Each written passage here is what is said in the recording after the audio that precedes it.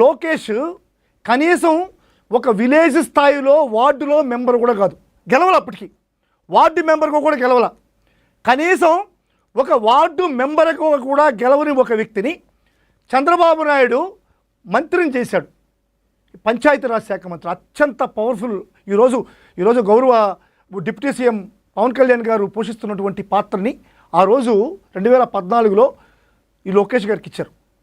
అంటే ఒక వ్యక్తి కనీసం ఒక ఎలక్షన్లో, చిన్న లోకల్ బాడీ ఎలక్షన్లో పంచాయతీ వార్డు మెంబర్గా కూడా పార్టిసిపేట్ చేసి గెలవని ఒక వ్యక్తిని ఒక మంత్రిని చేశారంటే ఇది జాకీ కాదా? దీన్ని ఏమంటారు? జాకీ కదా?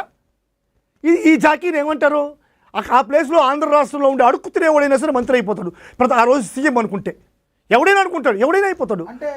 ఒకటే అంటే ఆ రకంగానే అడుక్కు తినేవాడైనా మంత్రులు చేద్దామని మీ వైసీపీలో అనామకులు చేశారు మీరు. ఒకటి సార్, మా వైసీపీలో ఉన్నారా లేదా సార్? మా వైసీపీలో ఎవడు కూడా ఎమ్మెల్యేగా గెలవని వ్యక్తిని మంత్రిని చేసిన దాఖలాలు లేదు. చంద్రబాబు నాయుడు ఇంకొక అడుగు ముందుకేసి వైసీపీలో గెలిచిన వ్యక్తుల్ని నలగరికి మంత్రి పోర్ట్ఫోలియో ఇచ్చినటువంటి నీచుడు చంద్రబాబు. ఇది కాదా? నలగరికి వైసీపీలో వాళ్ళ మంత్రివర్గంలో నలగర మంత్రులకి వైసీపీ జెండాతో, వైసీపీ అజెండాతో, వైసీపీ జగన్మోహన్ రెడ్డి గారి యొక్క చనువుతో గెలిచినటువంటి నలగరికి పిలిచి మంత్రి పదవులు ఇచ్చాడు చంద్రబాబు. ఇది ఎంత దారుణమో చెప్పండి. ఇది దారుణమా కదా? మేమిప్పుడు జగన్మోహన్ సార్ మీరు మాట్లాడినప్పుడు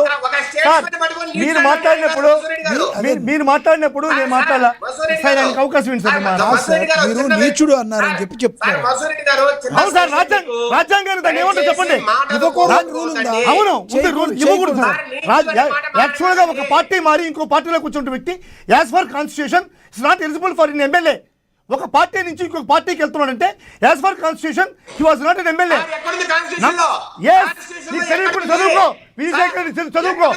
చదువుకో. ఒక పార్టీ నుంచి గెలిచినటువంటి వ్యక్తిని, అపోజిషన్ పార్టీలో ఉన్నటువంటి వ్యక్తిని పిలిచి ఎమ్మెల్యే టికెట్లు ఇవ్వడం అనేటువంటిది దారుణం కదా? దారుణం సార్. ఒకటి సార్ చెప్పండి, ఇద్దరు మాట్లాడండి. ఆయన మీరు చెప్పండి. మాట్లాడండి. ఆయన క్వశ్చన్ అడుగుతున్నారు. చెప్పండి సార్, చెప్పండి. సార్ మీరు నీతులు చంద్రబాబు నాయుడు గారు అనే మాట వెనక్కి తీసుకోండి, అది కరెక్ట్ కాదు. అట్లా మేము మాట్లాడడం మొదలు పెడితే దయచేసి వినండి. మేము మాట్లాడడం మొదలు పెడితే చెప్పండి. ఈవెన్ వంశీ మా పార్టీలోకి వస్తారంటే వద్దన్నటువంటి పరిస్థితి మా జగన్మోహన్ రెడ్డి గారిది. మీరు రిజైన్ చేసి కావచ్చు మా పార్టీకి రండి చెప్పిన మాట. గౌరవించండి సార్. సార్ వంశీని కాదు ఒక్క నిమిషం గురుగారు ఒక్క నిమిషం వంశీని తీసుకున్నారు. గెలవక జనసేన పార్టీ ఒకరికి వెళ్ళి తాళ్ళెందుకు లాగేసుకున్నారు సార్? మీరు తీసుకున్నారు, తిరిగారు మొత్తం సార్. తిరిగేది వేరు సార్. ఇప్పుడు వైసీపీ వాళ్ళు టీడీపీలో తిరగచ్చు, టీడీపీలో వైటీపీలో తిరగచ్చు. ఎప్పుడు కానీ ఈ రాపాక వరప్రసాదరావు అనేటువంటి వ్యక్తిని మేము ఎప్పుడు మా పార్టీలోకి ఆహ్వానించలేదు, మా పార్టీలో తీసుకోలేదు. మా పార్టీలో ఉన్నటువంటి ఏరియాలో కూర్చోబెట్ల, అతను సపరేట్గా అసెంబ్లీలో కూర్చోబెట్టాం. చెప్పండి విజయశేఖర్ రెడ్డి, ఎవరిని చెప్పండి ఎవరిని చెప్పండి సార్. ఎవరికి కండువా కట్టాం, ఎవరికి మంత్రి పదవి ఇచ్చాం, ఎవరికి కండువా కట్టాం, ఎవరికి మంత్రి పదవి ఇచ్చాం చెప్పండి. ఎవరికి పదవి ఇచ్చాం చెప్పండి సార్. జగన్మోహన్ గారు ఏమన్నారు సార్? అసెంబ్లీలో మాట్లాడారు. నేను కళ్ళు తెరిస్తే విజయశేఖర్ రెడ్డి గారు విమర్శ చేయండి, సద్విమర్శగా ఉంచండి.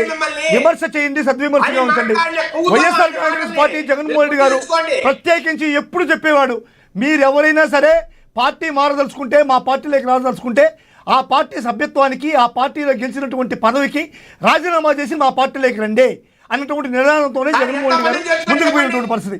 చంద్రబాబు మాదిరిగా మేము పిలిచి మంత్రి పదవులు ఇవ్వరా, మేము మంత్రి పదవులు ఇవ్వలేదు. ఇంకోటి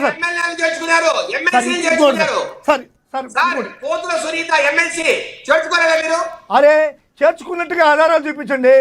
ఏ మంత్రి పదవి ఇచ్చాం, ఏ పదవి ఇచ్చాం చెప్పండి. విజయశేఖర్ రెడ్డి గారు ఏ పదవి ఇచ్చాం చెప్పండి. అదేంటది?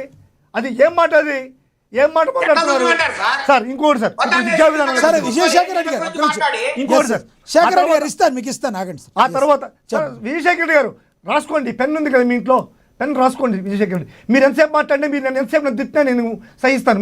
మీరు రాసుకొని నన్ను తిట్టండి, నా పైన సార్. ఆయన మీరు నీచులని మాట్లాడడం కరెక్ట్ కాదు. చంద్రబాబు నాయుడు తీసుకున్నారు, ఆయన నలుగురికి మంత్రి పదవులు ఇచ్చింది చాలా మంచిది. రాజ్యాంగాన్ని, రాజ్యాంగ విలువల్ని, భారత అంబేద్కర్ రచించినటువంటి రాజ్యాంగాన్ని నిట్ట నిలువున కాపాడినటువంటి వ్యక్తి, నలుగురు ఎమ్మెల్యేలని వైఎస్ఆర్సీపీ నుంచి తీసుకొని టీడీపీలో మంత్రి పదవులు ఇచ్చినటువంటి మహానుభావుడు చంద్రబాబు నాయుడు గారు. ఆయనకు దండం పెడుతున్నాను. ఆ పదాన్ని నేను వెనక్కి తీసుకుంటున్నాను. Thank you.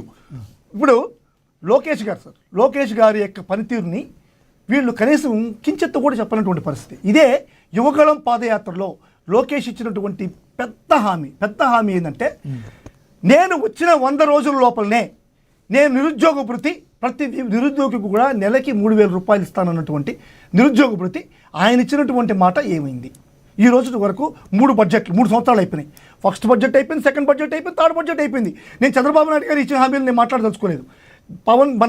మన లోకేష్ గారు ఇచ్చినటువంటి హామీలను మాత్రమే నేను ఇక్కడ విమర్శిస్తున్నాను. ఇప్పుడు ఆ లోకేష్ గారు ఇచ్చినటువంటి హామీ 20 లక్షల ఉద్యోగాల నుంచి ఈ యొక్క నిరుద్యోగ భృతి ఏమైంది? నిరుద్యోగ భృతి ₹1 అయినా, ఒక్క వ్యక్తి కన్నా, ఒక్క నిరుద్యోగి కన్నా నిరుద్యోగ భృతి ఇచ్చారా? ఇది ఆయన ఇచ్చినటువంటి మాట తప్పడం కాదా? ఎప్పుడు ఇస్తాడు? 3 బడ్జెట్లు అంటే సార్ అలా కాదు, నేను 3వ బడ్జెట్ అయిపోయేలోపు ఇచ్చేస్తానని చెప్పి 3వ బడ్జెట్ అలా చెప్పారు ఆయన. లేదు, వాళ్ళ 100 రోజుల్లో నేను అధికారానికి వచ్చినటువంటి 100 రోజుల్లో ప్రతి నిరుద్యోగికి నెలకి 3,000 రూపాయల లెక్కన ప్రతి నిరుద్యోగికి ఇస్తాను. 20 లక్షల మంది నిరుద్యోగులు ఈ రాష్ట్రంలో ఉన్నారు అన్నమాట మాట సత్యమా కాదా? 100 రోజులు అయ్యిందా లేదా? 2 సంవత్సరాలు గడిచిపోయి కూడా 100 రోజులు అయిపోయింది. అయినా కానీ ఇప్పటికి కూడా మెలుకులాలా? సరే, రీసెంట్గా ఒక హామీ ఇచ్చాడు మహిళలకి.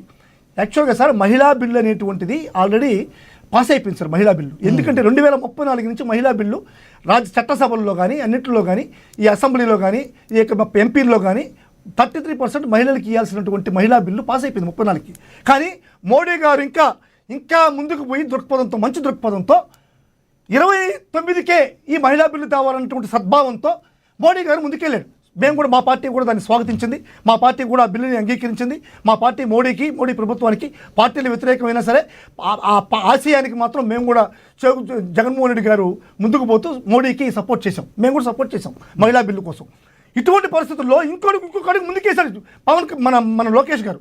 ముందుకేసి వాళ్ళ తాతగారి జన్మదిన సందర్భంగా మహానాడులో ఇచ్చిన హామీ ఏంది?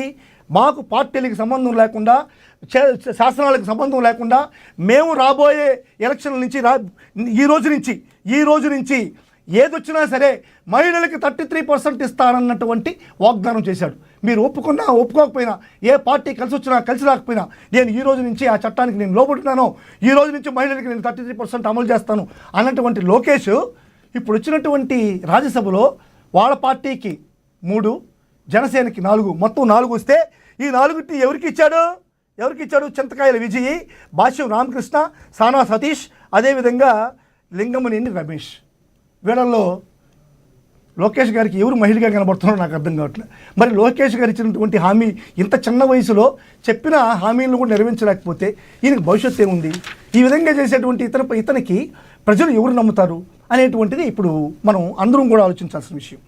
సార్, ఇప్పుడు విద్యా వ్యవస్థలోకి వస్తే, విద్యా వ్యవస్థలో జగన్మోహన్ రెడ్డి గారు చేసినటువంటి సమూలమైనటువంటి మార్పులు ఎవరు కాదన్నా, ఎవరు వద్దన్నా, ఈ ప్రపంచంలో ఈ తెలుగుదేశం పార్టీ వాళ్ళు ఎవరు కూడా విమర్శించినా సరే మన చెయ్యని హృదయం మీద పెట్టుకోని అని మనం యాక్సెప్ట్ చేయాల్సినటువంటి విషయం. విద్యా వ్యవస్థలో జగన్మోహన్ రెడ్డి గారు చేసినటువంటి సమూలమైనటువంటి మార్పులు. నాడు నేడు ద్వారా 15,715 స్కూళ్ళు, ఫస్ట్ ఫేజ్లో 3,669 కోట్ల రూపాయలతో నాడు నేడు కార్యక్రమం ద్వారా రూపురేఖలే మార్చేసినటువంటి పరిస్థితి. అదేవిధంగా సెకండ్ ఫేజ్లో 16,368 స్కూళ్ళతో 4,538 కోట్ల రూపాయలతో సెకండ్ ఫేజ్లో ఈ స్కూళ్ళని బాగుపరిచినటువంటి పరిస్థితి. స్కూళ్ళల్లో పోయేటువంటి ఏ వ్యక్తి అయినా సరే ఈ జగన్మోహన్ రెడ్డి గారు చేసినటువంటి స్కూళ్ళను చూసి అవురా ఇంత బాగుంటాయా అనేటువంటి పరిస్థితి సాక్షాత్తు గౌరవనీయులు మన డిప్యూటీ సీఎం గారు పవన్ కళ్యాణ్ గారు కాకినాడ ప్రోగ్రాంలో గొల్లప్రోలు అనేటువంటి ఊరికి వెళ్ళాడు. గొల్లప్రోలు నేను చెప్పేది కదా, సాక్షాత్తు గౌరవ డిప్యూటీ సీఎం పవన్ కళ్యాణ్ గారు చెప్పిన మాటలు నేను చెప్తున్నా.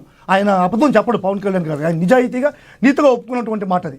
ఎందుకంటే ఆయన గొల్లప్రోలు చేసిన డైలాగ్ ఏంటంటే, ఇది ప్రభుత్వ పాఠశాల లేకుంటే కార్పొరేట్ పాఠశాల అంటే ప్రభుత్వ పాఠశాలలు ఇంత బాగున్నాయా? అంటే ఎంత నీతి నిజాయితీగా పవన్ కళ్యాణ్ గారు అక్కడ ఒప్పుకున్నారు. చూడండి, జగన్మోహన్ రెడ్డి గారు చేశారని తెలుసు కూడా పవన్ కళ్యాణ్ గారు ఒప్పుకున్నారు. నిజంగా ఈ సందర్భంగా పవన్ కళ్యాణ్ గారికి నేను ధన్యవాదాలు తెలియజేస్తున్నాను. ఇది అదేవిధంగా లోకేష్ గారు కూడా ఒప్పుకున్నారు. విశాఖ పర్యటనలో లోకేష్ గారు కూడా ఒక స్కూల్కి వెళ్తే ఆడ ఇంగ్లీష్ మాట్లాడేటువంటి విధానం, పిల్లకాయలు మాట్లాడేటువంటి విధానం చూసి